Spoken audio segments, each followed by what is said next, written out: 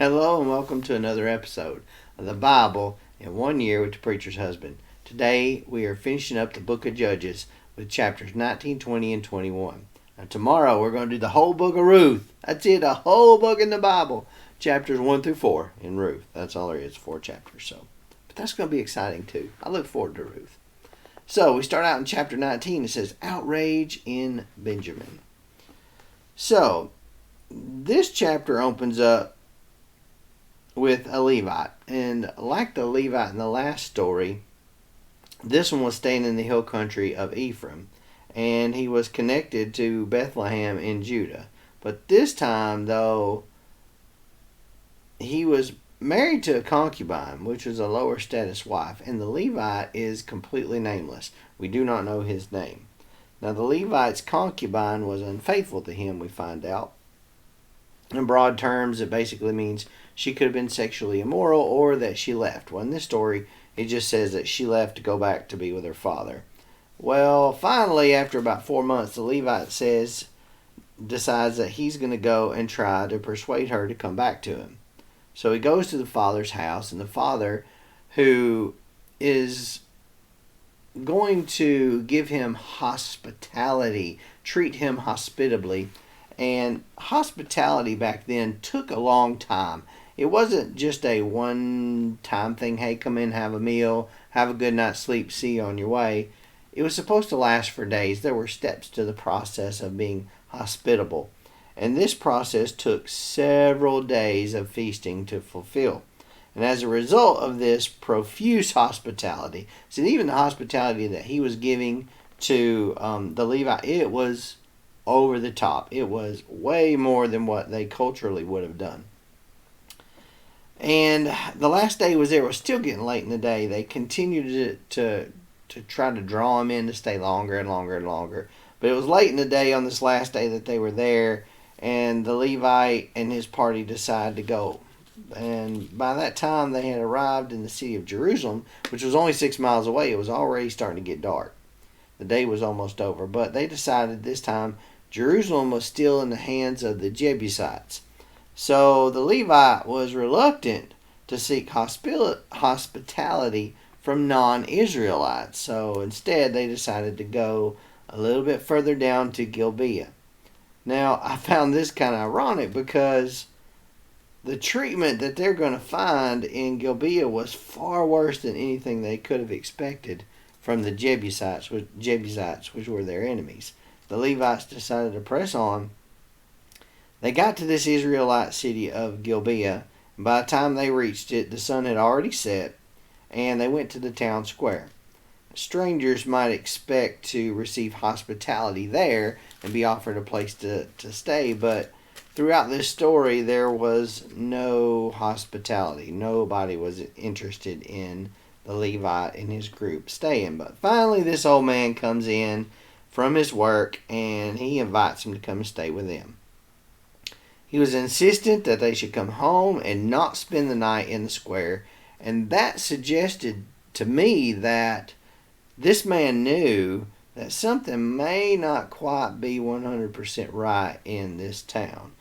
And the square inside the town walls, it should have been a safe location.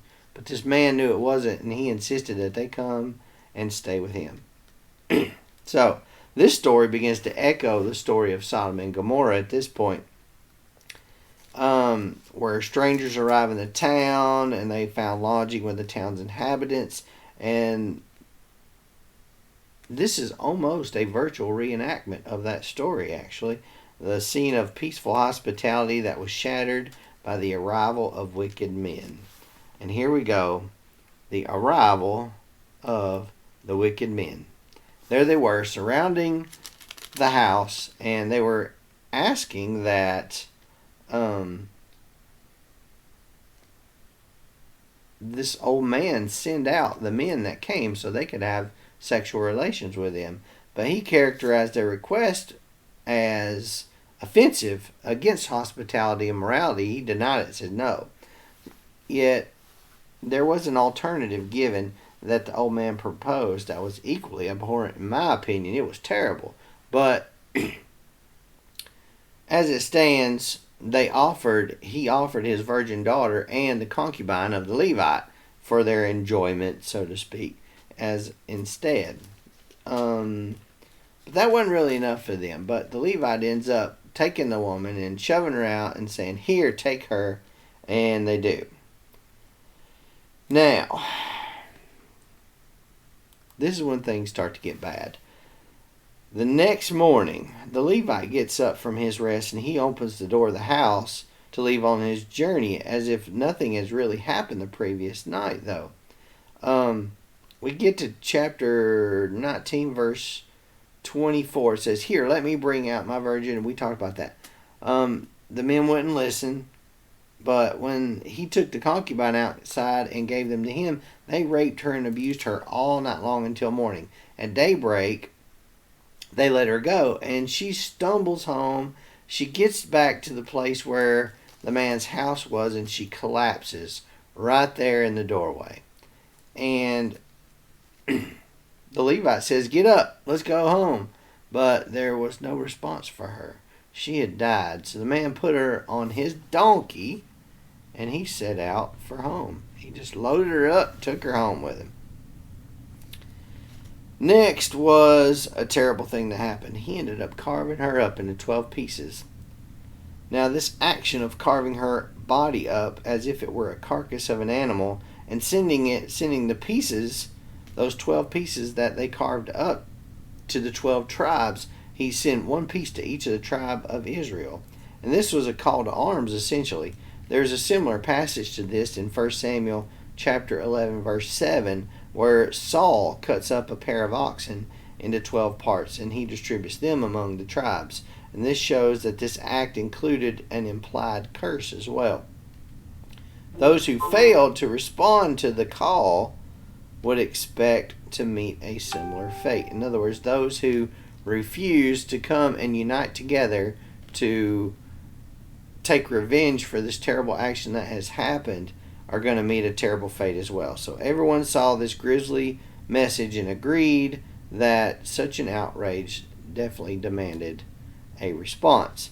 Now, the message achieved a remarkable unity among the tribes of Israel. Most of them came together.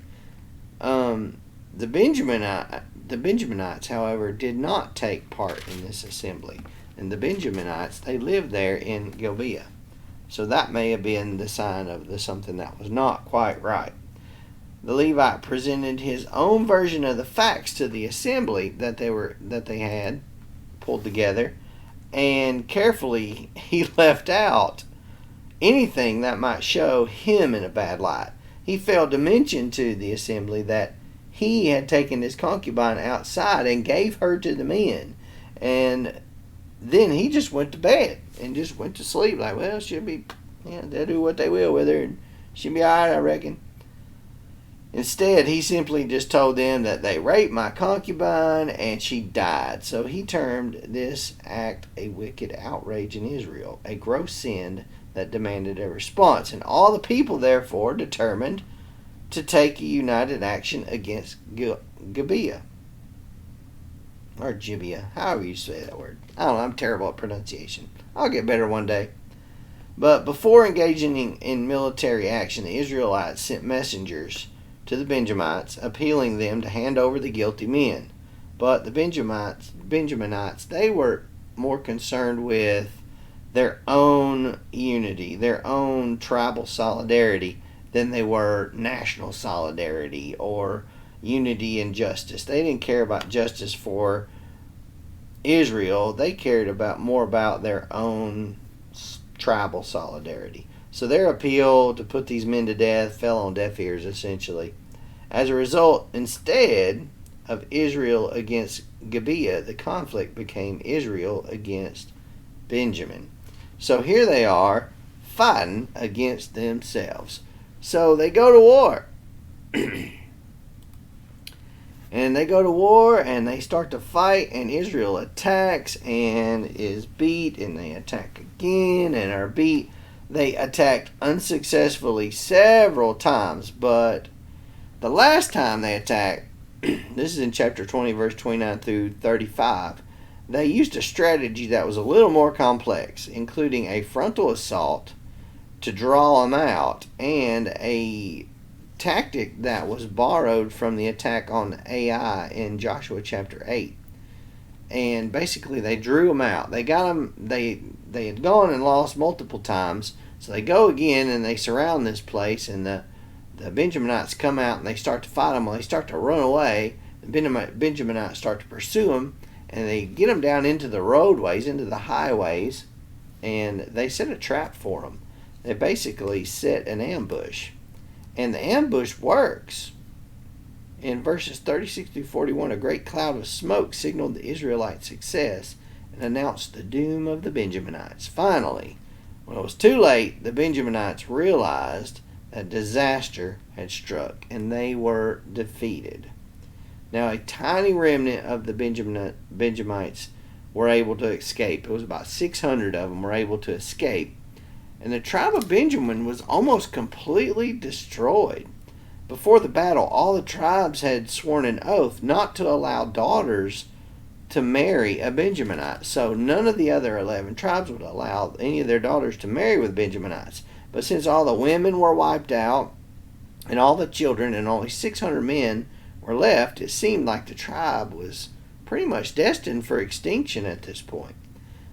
But there was a solution. They didn't want a fellow tribe to become completely extinct. The Israelites didn't. So their solution was to make a scapegoat out of anyone who had failed to show up for their call at Mizpah, when they had taken an oath to impose the death penalty on anyone who refused to fight the Benjaminites. And guess who didn't show up to fight? Jabesh Gilead was the town where nobody came. They did not send any soldiers, and none of the inhabitants gave any help. Now, they sent soldiers there.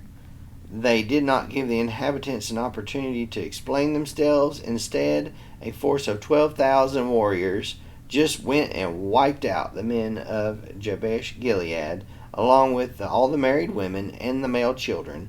While they did spare the young virgins, those are the ones who could provide wives for the remaining 600 Benjamites. But the problem with that was there was only 400 of them, and there were 600 Benjamites, so there wasn't enough of them. So Israel proposed a second strategy, and that involved the annual festival to the Lord in Shiloh. When the young women would come out and dance at that festival, that would have been a typical thing for that to happen at that festival. The Benjamites would catch wives for themselves, so to speak. And this strategy resulted in women being taken against their will or the will of their parents. Technically, though, it absolved the Israelites of breaking their vow not to give their daughters to the Benjamites. Instead, they just let the Benjamites take some. So the final chapters of this book, they give graphic demonstrations of the depravity that resulted in Israel from the refusal of the people to recognize the Lord our God as their king. Clearly, they needed some strong, active, hands-on leadership, and they do not have it. At this time, Israel still does not have a king. I hope this has touched you. Hit the like button, the subscribe button, and of course click the little jingle bell so you can get notified the next time I upload a video. We'll see you tomorrow for another episode of the Bible in 1 Year with the Preacher's Husband, when we talk about Ruth, chapters 1 through 4. Yep, that's the whole book of Ruth. We'll see you tomorrow.